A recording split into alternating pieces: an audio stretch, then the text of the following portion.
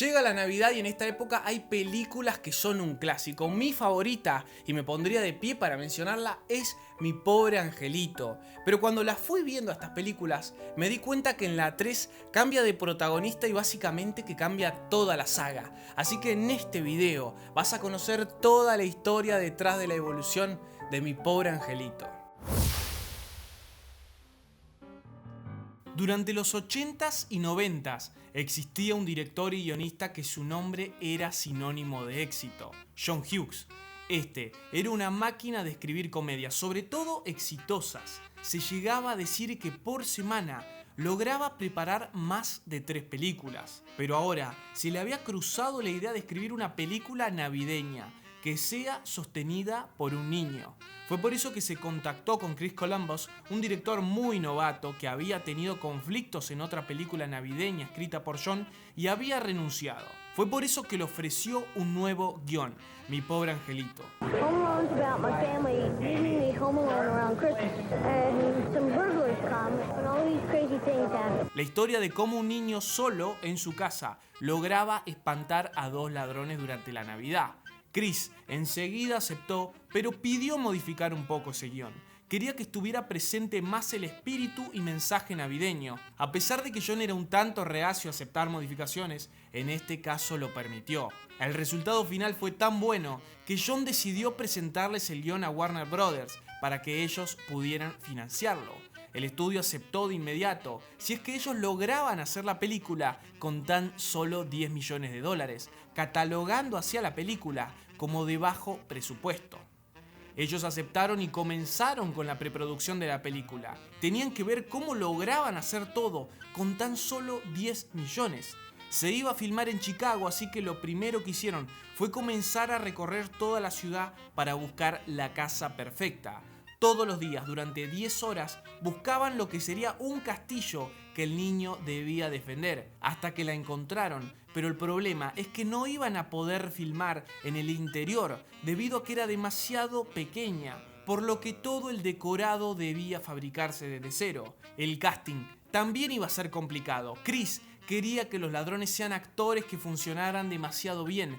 Fue por eso que se le ocurrió el nombre de Joe Pesci, que contra todo pronóstico aceptó sumarse al proyecto. Para el otro ladrón quedó Daniel Stern, pero como la agenda de grabación se modificó y pasó de 6 semanas a 8 sin modificaciones de salario, el actor terminó rechazando el proyecto y fue reemplazado por Dan Roebuck. Pero ahora quedaba elegir al protagonista, ese niño que tenía que sostener toda la película. John Hughes sugirió el nombre de Macaulay Culkin, un joven actor que había realizado un trabajo excelente en Uncle Buck, una película dirigida por John. Chris aceptó, pero al mismo tiempo llegó a audicionar a 400 niños, pero se dio cuenta que ninguno tenía ni el talento ni la magia de Macaulay. Debido a todo esto, el presupuesto inicial de 10 millones quedaba corto y ahora necesitaban casi 15. Esto se le comunicó a Warner y luego de días sin responder, terminó notificando que si en las próximas horas no se bajaba a 13,5 millones, la película quedaba oficialmente cancelada. John Hughes volvió a insistir con los 15 y Warner dio por terminado el proyecto. Y aunque parecía que Mi Pobre Angelito estaba terminada, John apenas se dio cuenta que Warner no aumentaría el presupuesto, comenzó a tener charlas con Fox y a estos les encantó el proyecto y le ofrecieron todo el presupuesto que querían. Y como todo fue tan rápido, la preproducción no se detuvo ni un segundo y ya estaba todo organizado para comenzar con la película. En febrero de 1990 se comenzó a filmar la película y como querían representar una gran Navidad, la nieve era un factor clave. El problema es que durante ese primer día había poco y nada de nieve, así que tuvieron que poner muchísima nieve falsa. Ellos eran conscientes de que en la única escena que realmente necesitaban de la verdadera sería una cerca del final, cuando la madre de Kevin regresa a casa y se reencuentra con él. Así que cuando nevara en Chicago, cancelarían todo lo que estaba sucediendo y filmarían esa escena. Para suerte del equipo, el segundo día de filmación ya tuvieron que cancelar todo, ya que cayó una tormenta de nieve y pudieron recrear ese momento tan importante. Quien tenía complicaciones con esas primeras escenas era Joe Pesci. Sentía que no funcionaba con Dan Roebuck, así que Chris se dio cuenta que había que reemplazarlo y se debía intentar nuevamente con Daniel Stern. Este finalmente aceptó y como ya habían trabajado anteriormente con Pesci, el resultado fue otro, fue como magia, funcionaban demasiado bien. Pero no todo era diversión, ya que Pesci no estaba del todo contento con el guión. Sentía que muchas de sus líneas no estaban a la altura de su nivel, por así decirlo. Pero en verdad, el gran problema del actor es que no podía insultar. Esta era una película para todo público y el actor estaba acostumbrado a dramas adultos. I'm what counts out here, not your f***ing country clubs or your f***ing TV shows. Es por eso que en muchas escenas lo podemos escuchar haciendo ruidos muy extraños en reemplazo de los insultos.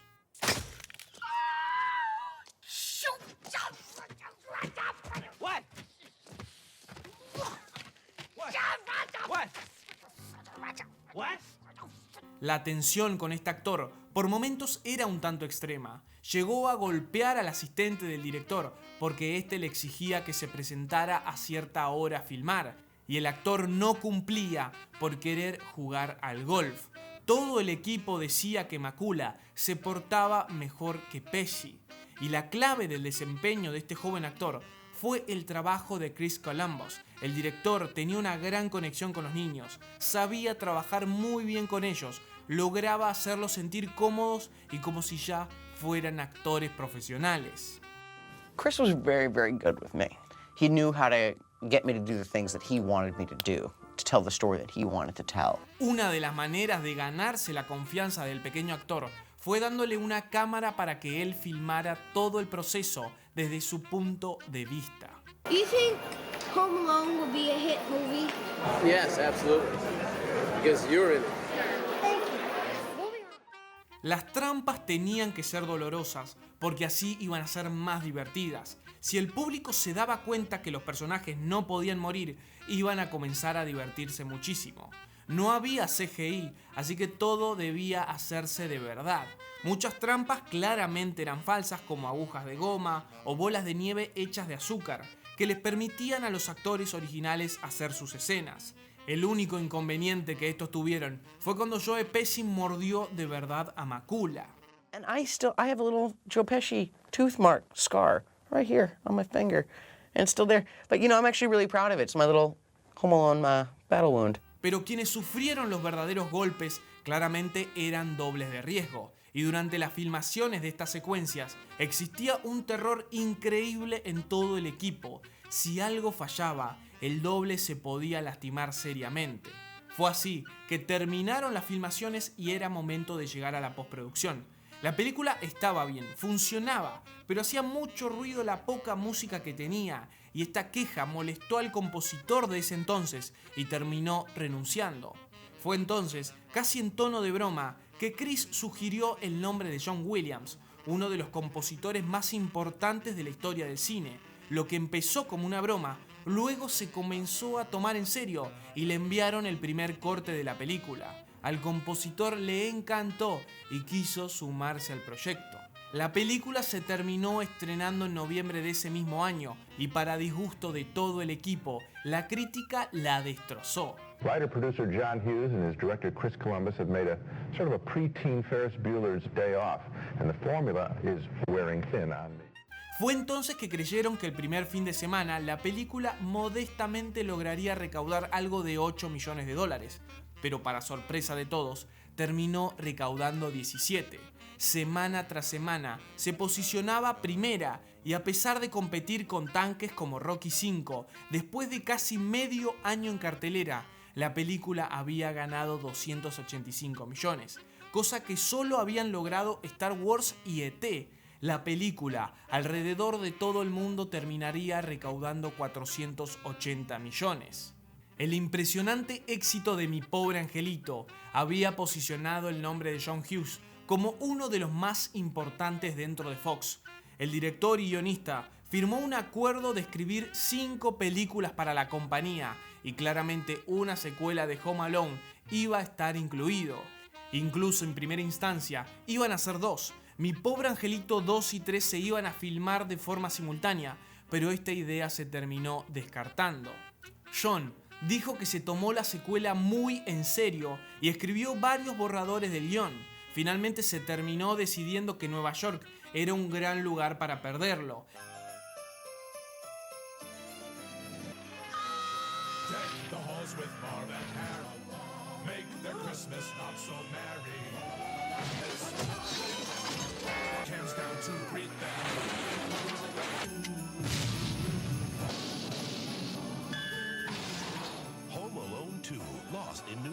El primer problema para lograr esta secuela fueron los padres de Macaulay Culkin. Estos exigían una gran cantidad de dinero para su hijo y que también se le diera el protagónico de otra película, El Buen Hijo, ya que esta era un drama y no querían que Macaulay quedara encasillado en un solo tipo de personaje. Fue por eso que al joven actor le pagaron $4,5 millones por protagonizar esta película, el salario más alto jamás recibido por un niño de 11 años.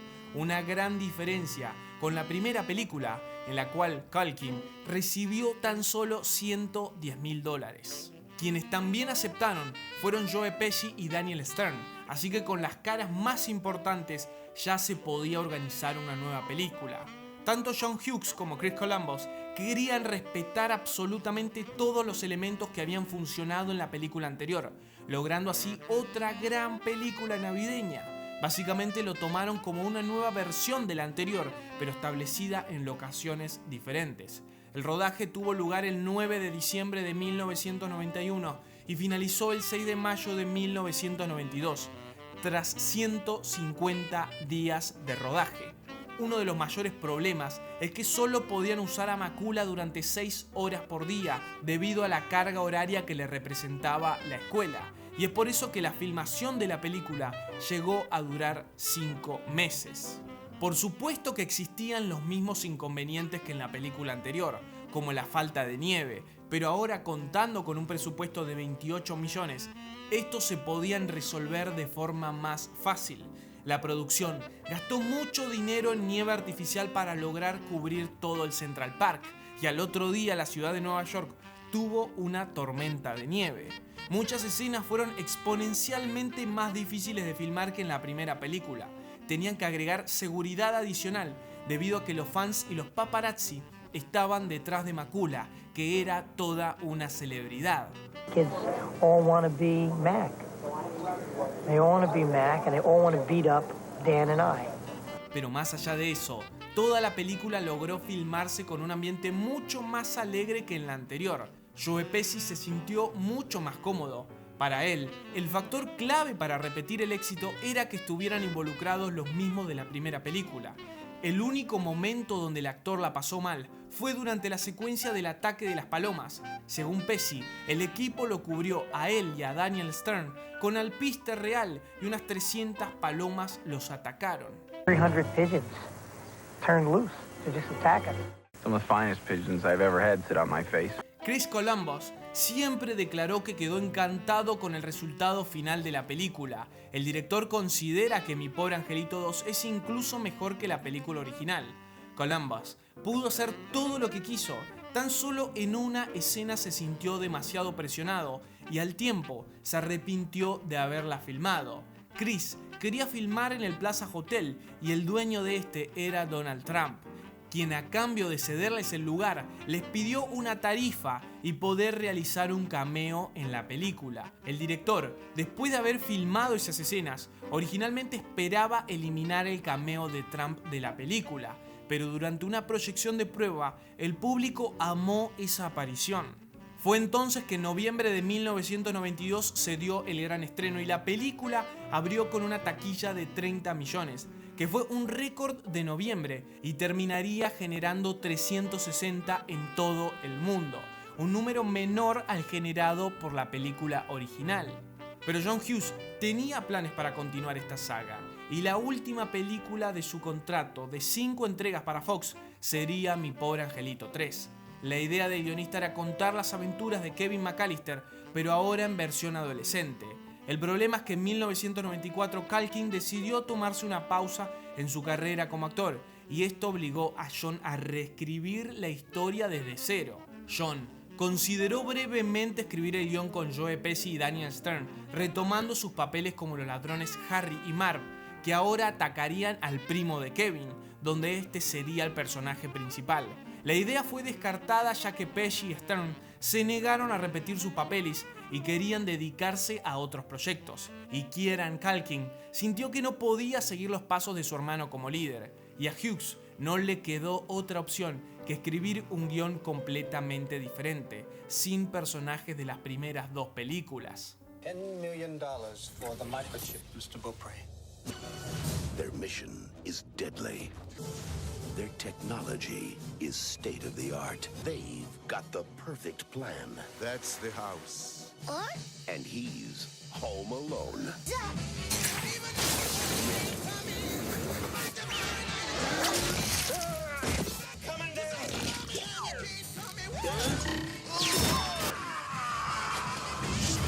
Home Alone 3.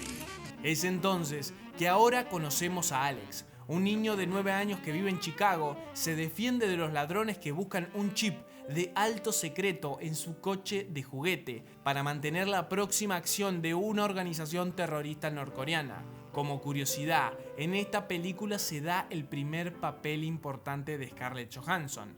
Pero más allá de que suena similar a las películas anteriores, muchos otros elementos no se respetan. Es la primera película de la saga que no fue dirigida por Chris Columbus ni contó con música de John Williams. Además, esta es la única película de Home Alone que no está ambientada en Navidad.